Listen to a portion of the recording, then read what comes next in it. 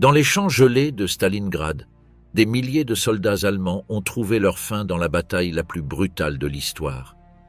Les pertes étaient massives, mais la difficulté d'enterrer les morts était encore plus grande. Le sol gelé, avec des températures atteignant 40 degrés en dessous de zéro, rendait presque impossible de creuser des tombes appropriées. Beaucoup de ces corps ont été pillés par les soldats de l'armée rouge qui cherchaient des documents et des objets de valeur avant de les incinérer dans de grandes fosses et de les recouvrir de terre. Le manque de temps, de ressources et d'humanité a laissé des milliers de familles allemandes dans l'ignorance du sort final de leurs proches. Certains ont été marqués par des croix faites de débris ou par des casques allemands placés sur les pierres.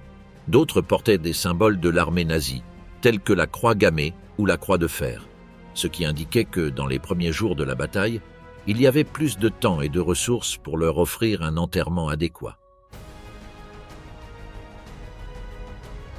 Stalingrad, la fosse commune des soldats allemands. La bataille de Stalingrad est reconnue comme l'une des plus féroces et brutales de l'histoire militaire, marquant sans aucun doute un tournant crucial dans la Seconde Guerre mondiale. La ville a été réduite en cendres par l'assaut implacable des Allemands, tandis que les Soviétiques résistaient à chaque rue et à chaque maison, dans une lutte où les maîtres se mesuraient en cadavres et non en pas. L'hiver russe, impitoyable et glacial, a gelé à la fois la terre et les espoirs des soldats allemands, encerclés par la contre-attaque soviétique. Les morts s'amoncelaient sans cesse. Plus d'1 million de soldats et de civils ont perdu la vie dans cette campagne sanglante, et les pertes de l'Axe ont atteint des chiffres effrayants. Les estimations les plus élevées suggèrent qu'elles pourraient avoisiner 1,5 million d'hommes. Les conditions étaient tellement inhumaines que les corps, raides et gelés, restaient comme des monuments sinistres de l'horreur. Qu'est-il advenu de ces cadavres? Eh bien, découvrons-le. Mais d'abord, le contexte de ce massacre. En août 1942, avant le début des événements, l'Europe était profondément plongée dans l'agitation de la Seconde Guerre mondiale. Les combats entre les puissances de l'Axe et les Alliés avaient atteint une intensité sans précédent, marquée par les campagnes militaires expansives de l'Allemagne et les profondes transformations sociales et politiques en Union soviétique. Depuis juin 1941, avec le lancement de l'opération Barbarossa, l'avancée allemande avait placé l'armée soviétique dans une position critique. Sous la direction de Joseph Staline, l'Union soviétique faisait face à la perte de vastes territoires dans la partie occidentale de son territoire. Des villes clés comme Kiev et Smolensk étaient tombées aux mains des forces allemandes, et la menace pesait déjà sur Moscou. Le manque de commandants expérimentés compliquait les efforts pour arrêter l'avancée nazie et générait une méfiance au sein des hauts commandements militaires. En même temps, l'Allemagne d'Hitler vivait l'apogée de son expansion territoriale. Pour 1942, les forces de l'Axe avaient conquis la France, les Pays-Bas et de vastes régions de l'Est de l'Europe. Leur stratégie, basée sur des mouvements rapides et des manœuvres d'encerclement, avait prouvé son efficacité. Mais en s'approchant de Stalingrad, elle commença à révéler des signes de surextension. Sur le plan social, l'Union soviétique connaissait un degré extrême de mobilisation pour la guerre. Des hommes de tous âges étaient envoyés au front, tandis que les femmes occupaient des rôles traditionnellement réservés aux hommes dans les usines, les fermes et les postes administratifs. La propagande soviétique, conçue pour unifier la population, soulignait la résistance héroïque contre le fascisme, tout en essayant d'apaiser les tensions ethniques dans le territoire soviétique hétérogène. Cependant, les bombardements, la pénurie alimentaire et les conditions hivernales extrêmes punissaient les civils, qui devaient s'adapter à une vie de privation constante. Dans les territoires occupés par l'Allemagne, le panorama était sombre. La répression nazie incluait des exécutions massives, des déportations et la mise en œuvre systématique de l'Holocauste. Malgré la peur, des mouvements de résistance émergèrent, avec des opérations clandestines destinées à entraver le contrôle allemand. Parallèlement, la propagande nazie cherchait à maintenir le moral élevé parmi ses citoyens et soldats, en promouvant la narration de la suprématie raciale et du destin inévitable de la victoire. Ainsi, Stalingrad se profilait comme un objectif stratégique crucial pour les deux camps. Pour l'Allemagne, sa capture signifiait sécuriser le flanc sud et contrôler l'accès au pétrole du Caucase. Pour l'Union soviétique, la défense de la ville devenait un symbole de résistance.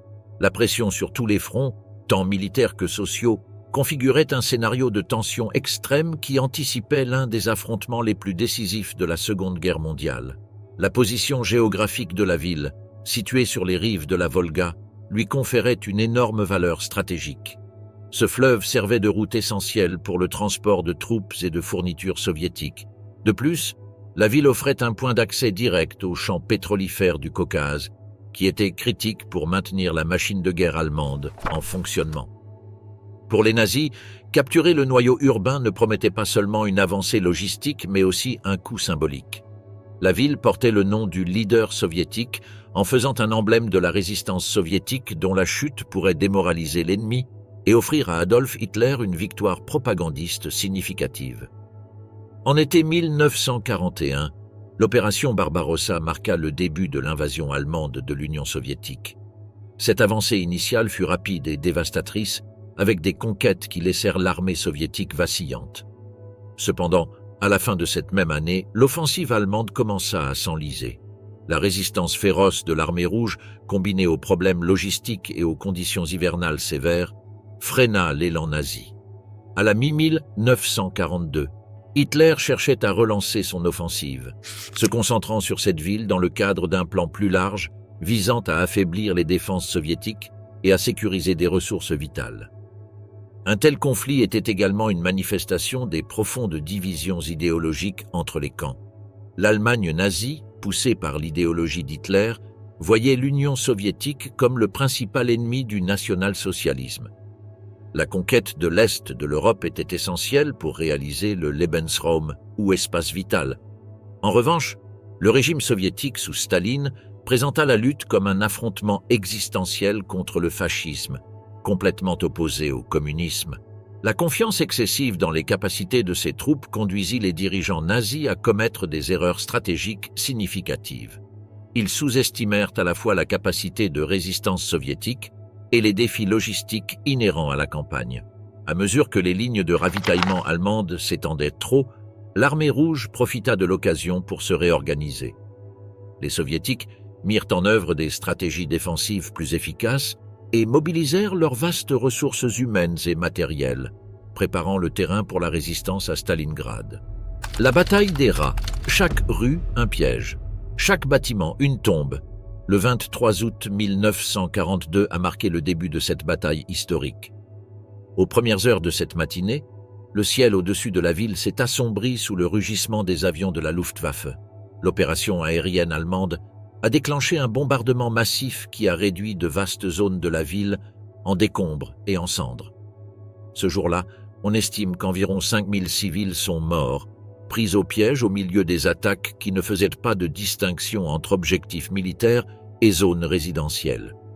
Alors que les bombes continuaient de tomber, les troupes de la 6e armée allemande ont commencé leur avancée terrestre.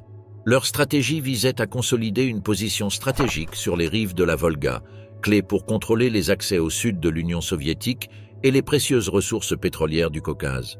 L'avant-garde allemande, équipée d'artillerie lourde et de chars, a rapidement avancé dans les environs de la ville, rencontrant peu de résistance initiale en raison de la surprise et de l'impact psychologique du bombardement.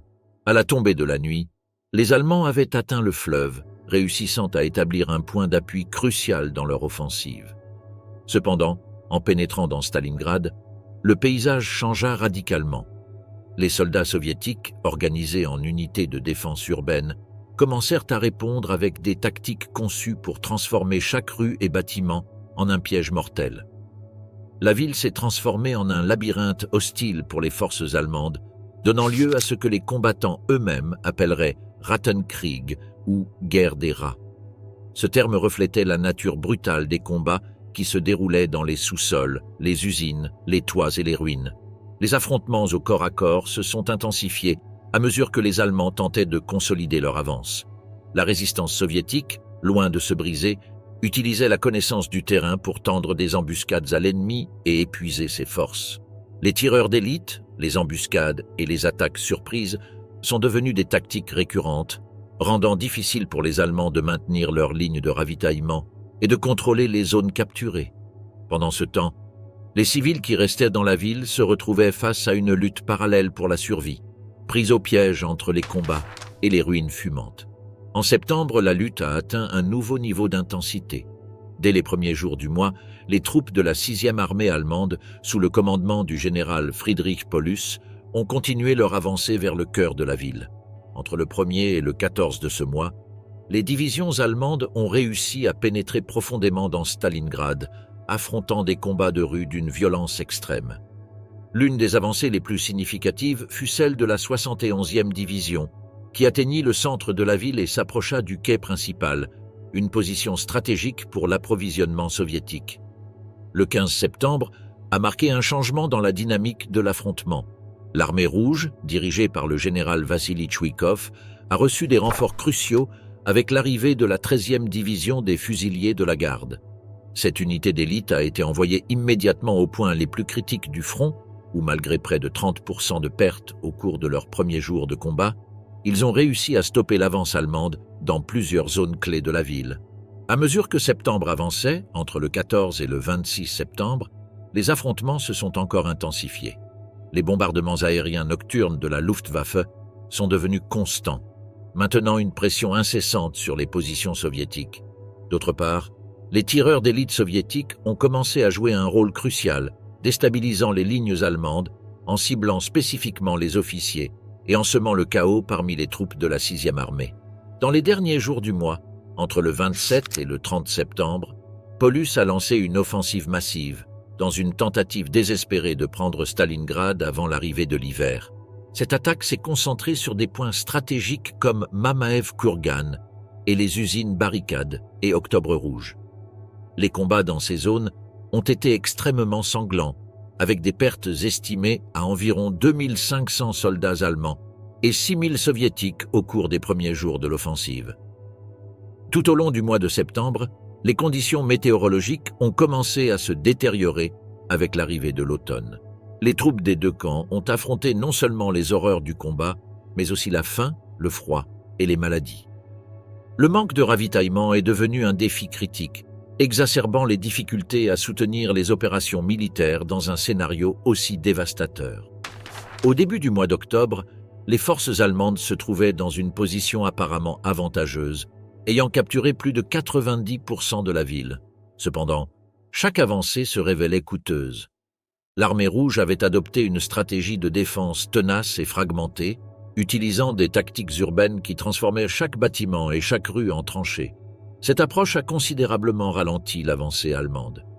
À mesure que le mois d'octobre avançait, les affrontements devenaient encore plus violents. Entre les jours 11 et 20, les Allemands ont tenté de consolider leur position, lançant des offensives supplémentaires pour éliminer les poches de résistance soviétiques. Néanmoins, la défense soviétique est restée solide, soutenue par des tactiques de guérilla et l'efficacité de leurs tireurs d'élite qui attaquaient constamment les officiers allemands, minant le moral de la 6e armée. Les forces soviétiques, bien que diminuées, ont reçu suffisamment de renforts et de provisions pour continuer à résister. Les Allemands, en revanche, ont commencé à faire face à des difficultés logistiques avec des ravitaillements de plus en plus rares en raison des attaques soviétiques constantes sur les lignes de ravitaillement. Novembre a commencé avec une résistance soviétique encore plus forte. Dès le premier jour du mois, l'armée rouge a renforcé la défense de Stalingrad, maintenant le contrôle de plusieurs positions clés. Les célébrations du 7e anniversaire de la révolution russe le 7 novembre ont servi de stimulus moral pour les troupes soviétiques qui ont redoublé d'efforts dans la défense. Cependant, les dirigeants soviétiques ne se sont pas contentés de résister. Pendant cette même période, ils ont commencé à préparer une offensive qui changerait le cours de la bataille et, par conséquent, de la Seconde Guerre mondiale. Le 19 novembre, les forces soviétiques ont lancé l'opération Uranus. Cette attaque, soigneusement planifiée, visait à encercler et isoler la 6e armée allemande, exploitant les faiblesses des armées roumaines et italiennes qui protégeaient les flancs allemands. En quelques jours, les forces soviétiques ont percé les lignes ennemies en plusieurs points, fermant une boucle autour de la ville. Pour le 23, environ 330 000 troupes allemandes étaient prises au piège dans une zone de 40 à 60 km, face à l'imminence d'un hiver implacable sans possibilité d'évasion. L'impact immédiat de l'opération Uranus a été dévastateur pour les forces allemandes.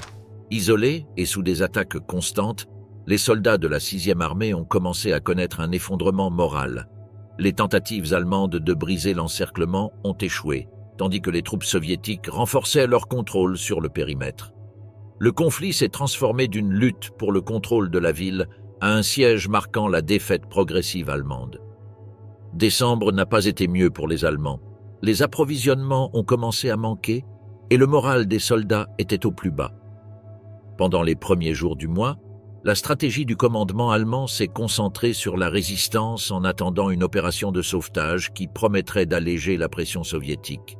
Cet espoir s'est matérialisé sous la forme de l'opération Wintergewitter, lancée le 12 décembre. Cette opération était une tentative désespérée de briser l'encerclement soviétique. Dirigée par le maréchal Erich von Manstein, l'offensive a commencé avec un succès initial notable. Les troupes allemandes avancèrent rapidement vers le nord-est, surprenant les forces soviétiques et parvenant à pénétrer jusqu'à 60 km le premier jour. Cependant, à mesure que l'avancée progressait, les lignes soviétiques commencèrent à se regrouper et opposèrent une résistance de plus en plus féroce. Entre le 13 et le 19, l'avancée allemande fut presque complètement stoppée en raison d'une série de contre-offensives soviétiques. Le 16 décembre, les soviétiques lancèrent l'opération Petit Saturne, une manœuvre stratégique visant à attaquer les flancs du groupe d'armées Don, principalement défendu par des troupes italiennes. Cette attaque compliqua encore davantage la position allemande, forçant von Manstein à rediriger des ressources critiques pour tenter de contenir la menace sur ses flancs. Bien que les troupes allemandes maintinrent leur position pendant quelques jours de plus, la pression soviétique était trop forte.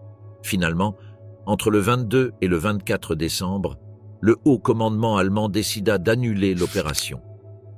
Les forces impliquées dans Wintergewitter reçurent l'ordre de se retirer, laissant la 6e armée allemande piégée dans l'agglomération urbaine sans espoir de secours.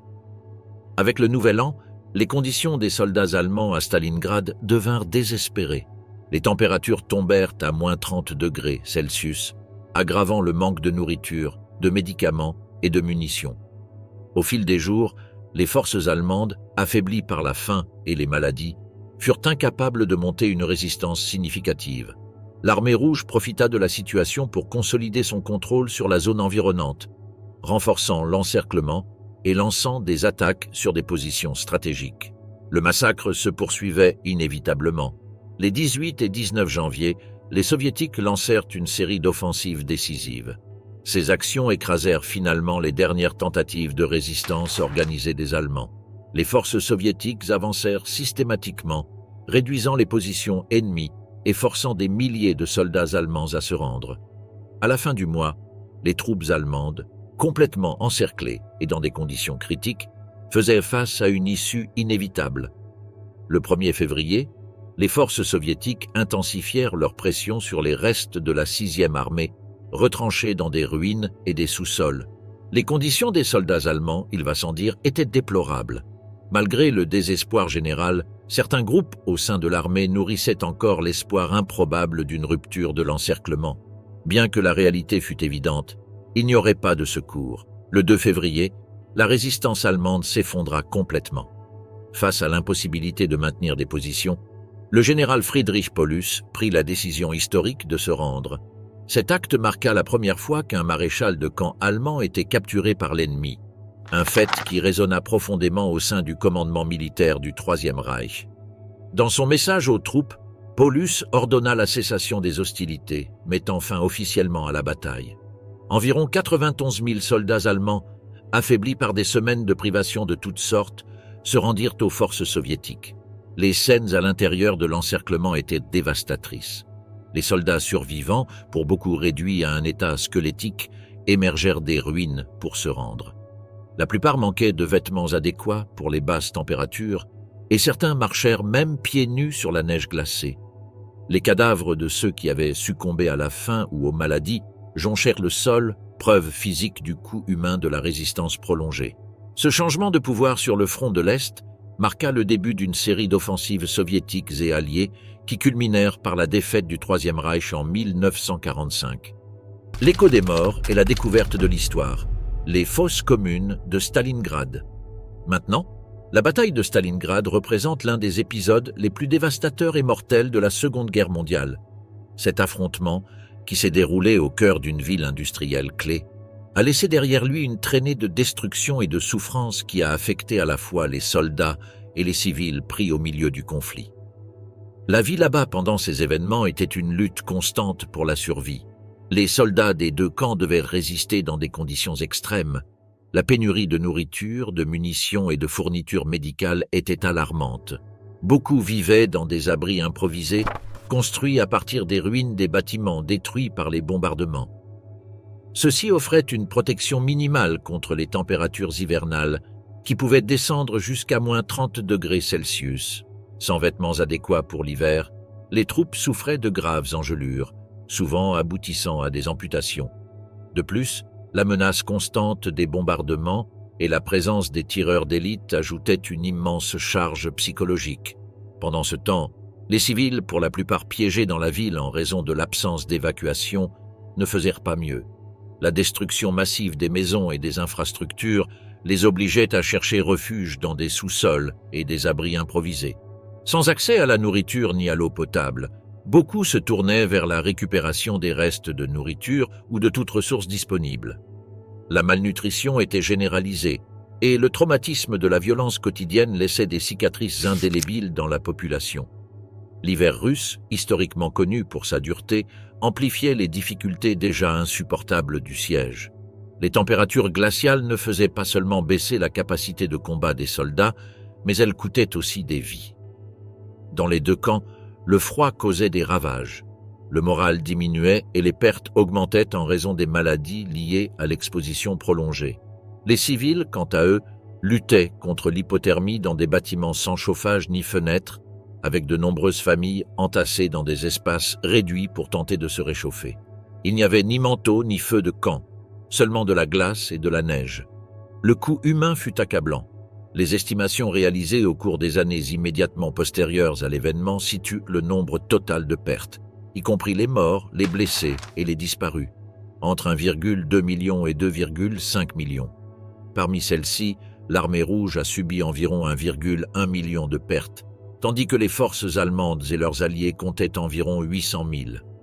Chaque jour, des milliers de morts étaient enregistrés au milieu d'un affrontement qui redéfinissait le concept de guerre urbaine. Le chaos du combat urbain compliquait l'enregistrement des pertes. Bien que les deux camps maintenèrent des systèmes de documentation, les circonstances faisaient que de nombreux soldats n'étaient pas comptabilisés. Les enterrements de masse, souvent réalisés précipitamment pour éviter la propagation des maladies, étaient courants chez les soviétiques comme chez les Allemands.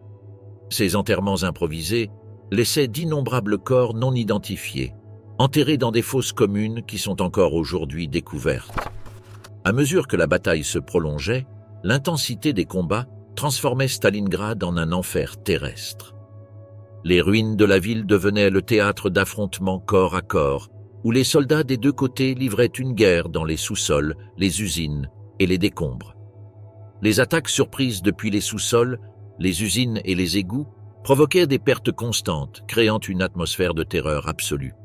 La résistance soviétique, renforcée par l'ordre de « pas un pas en arrière » de Staline, impliquait que toute tentative de retraite par les troupes était punie d'exécution immédiate. Cette mesure, mise en œuvre par le NKVD, assurait que les soldats se battent jusqu'au dernier souffle. Pour les résidents de la ville dévastée, la situation était tout aussi désespérée. La plupart n'ont pas été évacués et, au milieu des combats, faisaient face au manque de nourriture et d'abri, tandis que l'eau devenait une ressource dangereuse à obtenir en raison des tireurs d'élite. Dans ce scénario de désespoir, des enfants orphelins étaient forcés par les soldats allemands de récolter de l'eau sous la menace de mourir de faim, devenant des victimes directes du conflit. Lorsque les soviétiques découvrirent cette pratique, ils tirèrent même sur les mineurs qui effectuèrent ces missions. À mesure que l'opération Uranus prenait forme et que le siège contre les Allemands se resserrait, les pertes augmentaient exponentiellement. Beaucoup de soldats moururent de froid, de faim ou de maladie avant que les forces soviétiques ne reprennent le contrôle de la ville en 1943. La reddition des forces allemandes, dirigée par le maréchal de camp Friedrich Paulus, marqua la fin de tant d'hostilités. Plus de 100 000 soldats allemands furent capturés, mais la plupart périrent dans les camps de prisonniers soviétiques. Cependant, l'ampleur de l'horreur continua de se révéler au fil des décennies. À la fin de tout cela, les premières preuves de la dévastation humaine laissée par l'affrontement commencèrent à émerger. Dans les jours qui suivirent la reddition de la 6e armée allemande, des fosses communes furent localisées en divers points de la ville, beaucoup d'entre elles à l'air libre et d'autres couvertes par les décombres des bâtiments détruits. Les premières excavations révélèrent des centaines de corps, mélangés entre soldats soviétiques, allemands et civils, marquant le début d'un vaste processus d'identification et de documentation qui ne s'arrêta pas là. Depuis lors, le processus initié a impliqué une combinaison de méthodes médico-légales, archéologiques et technologiques qui ont évolué avec le temps, s'adaptant aux conditions et aux défis propres à un terrain dévasté par le conflit. Initialement, la prospection du terrain fut cruciale pour localiser les zones où l'on soupçonnait l'existence de fosses communes. Des analyses détaillées du terrain furent réalisées, cherchant des altérations superficielles qui trahiraient la présence de corps enterrés. Les techniques de géoréférencement furent fondamentales à cette étape, permettant d'identifier des motifs dans le paysage qui indiquaient des sites d'enterrement possibles. En ce qui concerne l'identification des restes, la première étape consistait généralement en une inspection visuelle. Les professionnels de la médecine légale, et dans certains cas, des membres de la famille tentaient de reconnaître les défunts à partir de caractéristiques physiques visibles, telles que des cicatrices, des tatouages ou des vêtements distinctifs. Cependant, cette méthode présentait de sérieuses limitations en raison de l'état avancé de décomposition de nombreux corps. L'identification serait soutenue par des alternatives techniques des années plus tard.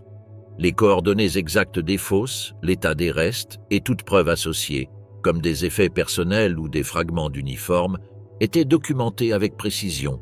Entre 1945 et 1946, à la fin de la Seconde Guerre mondiale, des efforts systématiques pour enregistrer les fosses communes furent intensifiés. Les découvertes de cette époque n'étaient pas plus encourageantes. Les conditions extrêmes de la bataille, caractérisées par des bombardements incessants et des combats au corps à corps, se reflétaient dans les restes humains trouvés. De nombreuses victimes montraient des signes de blessures dues à des explosions, des éclats d'obus et des balles, tandis que d'autres présentaient des preuves de malnutrition ou d'exposition au froid extrême. Durant les années 50, les fouilles se poursuivirent, cette fois avec un accent sur la préservation et la mémoire historique.